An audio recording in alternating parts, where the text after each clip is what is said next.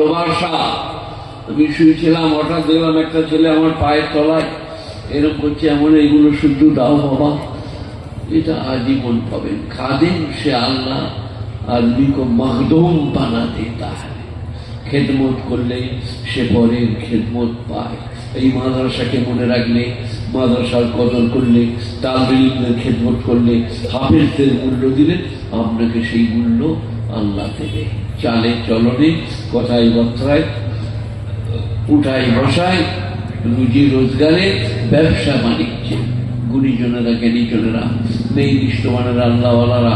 আমাকে এক ভাই এসে বলছিলেন, আমি ওখানে কাতার খেয়ে পড়ে গেলাম, মিজাজটা কম ছিল, যে মেয়েরা সব ওখানে আছে।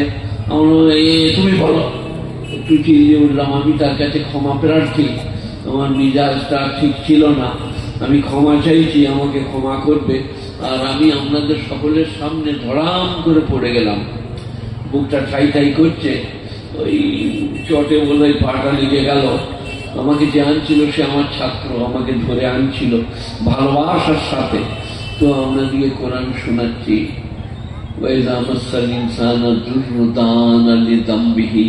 মানুষ বিপদে পড়লে করোটে করোটে আল্লাহকে ডাকে, আও কয়ে দানাও কয়ে মা, অথবা বসে বসে ডাকে, দাঁড়িয়ে দাঁড়িয়ে ডাকে।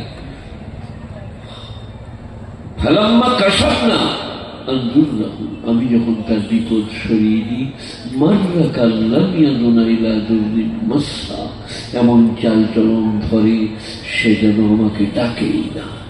গুণীজনেরা, জ্ঞানীজনেরা, তাই সব ভুলে যান। আমি মনে করি শওকত ইবনে আব্দুল করিমকে দেখেন, কি ছিলাম কি হলাম, বিড়ালে ধাক্কা মারলে পড়ে যাচ্ছি, অথচ আমি রাস্তা দিয়ে পেরিয়ে গেলে মনে হতো দুদিকে যা আছে সব কুড়ালে ভেঙে দেবো। আমি ফুটবলের ব্যাটে খেলতাম, প্লেয়াররা এসে আমার বাপের ছানি কেটে দিত, গায়ে গরুগুলোকে পানি দিয়ে দিত, যে আমাকে ধরে নিয়ে চলে যেত। আজকে আমাকে বিড়ালে ঠেলে দিলে পড়ে যাব। এদিন আমাদের সকলেই আসবে, আপনাকে বলবে কলমা বলো, আপনি বলতে পারবেন না। আজ প্র্যাকটিস করে নেন, লা ইলাহা ইল্লাল্লাহ মুহাম্মাদুর রাসূলুল্লাহ, লা ইলাহা ইল্লাল্লাহ মুহাম্মাদুর রাসূলুল্লাহ। আর এই যে ওই বাবু বলছিলেন মেয়েরা সব ওখানে মেলায় ঘুরে বেড়াচ্ছে, মেলায় প্রচুর লোক, এর একটা কারণ আছে। এক জায়গায় আমাকে একজনা বলছিল, গায়ে লোক নামাজ পড়ছে না, রোজা রাখছে না, আপনারা কি ওয়াজ করছেন, সুদ খাচ্ছে, বাড়ি খাচ্ছে, কি করছেন? আমি তাকে বললাম যে কিয়ামত হতে দিবে না, দিবে না? বলে হ্যাঁ কিয়ামত হতে হবে। ওর তাহলে ওইগুলো হবে। এই যে আপনারা কিছু বুঝতে পারছেন নাই, কিয়ামত হবে না, হবে না, তাহলে ওই পাপগুলো আসবে। আর যদি বলে কিচ্ছু করতে দেবো না, তাহলে কিয়ামত হবে না। সবাই বন্ধ করতে হবে, সবাই মিলে, কিন্তু কিয়ামত হবেই। তো এই কিয়ামতের লক্ষণ, মানে মেয়ে ছেলেদেরকে ওখানে যাওয়া চলে না, বাইরে আসা চলে। কিয়ামতের লক্ষণ, কিয়ামত হোফাতাল ওরাতাল ইয়াতাতাবালুনা ফিল বুনিয়ান, খালি পা খালি গা রুকু মাতা, তারা এই পৃথিবীতে লিডার হবে, বিল্ডিং তৈরি করবে আর বলবে আমরা হচ্ছে বিচারক। তখন জানবে কিয়ামত এসে গেছে। অশিক্ষিত অর্ধশিক্ষিত লোকরা যখন সমাজের লিডার হবে তখন জানবে কিয়ামত এসে গেছে। সেদিন আমাকে একজনা জিজ্ঞেস করছিল, আমি বললাম তিনটে জিনিস এখন আমি গবেষণা করছি।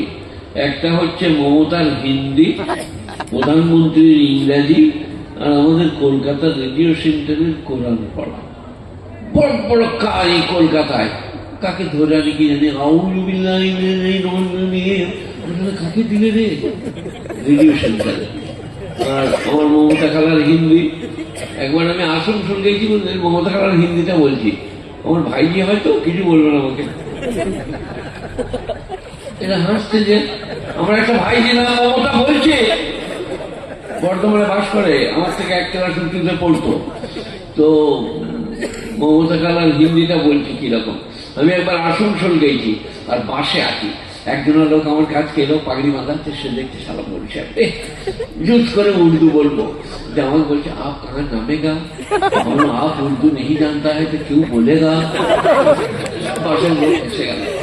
তো মমতা খালার হিন্দি ওই রকম।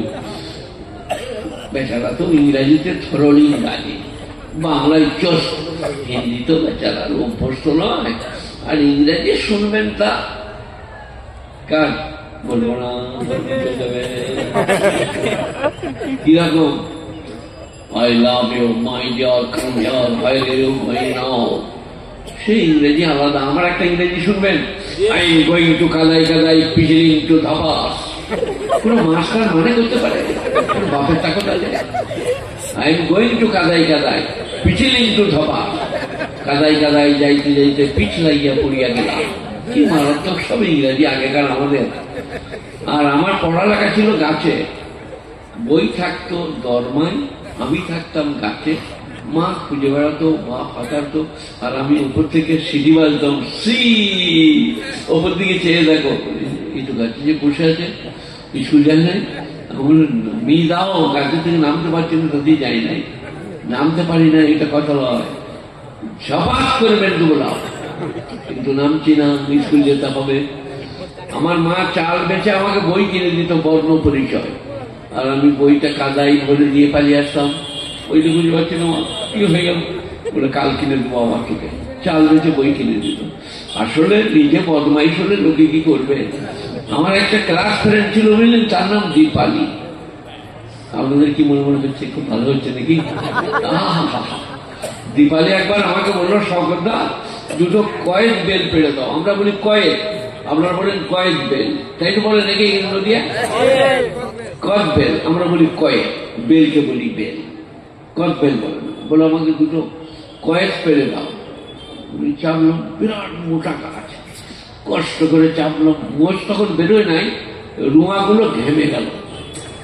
গাছে চেপে কষ্ট করে ডাল ধরে কয়েক তিন চারটা পেড়ে ফেলে দিয়ে এবারে গাছের গুড়ায় এসে আর নামতে পারছি না, মোটা গুড়া, হাত পা কাঁপছে, মোজ ঘামছে, আর মনে মনে হচ্ছে দীপালি গোড়ায় আছে, যদি পড়ে যায় তো হাসবে। ঠিক বলাও ছিল বলে ধরাম করে পড়লো। দীপালি বলছে, শওকতদা পড়ে গেলে এখন পড়বো কেন, লাভ মারলাম তো কানা নাকি,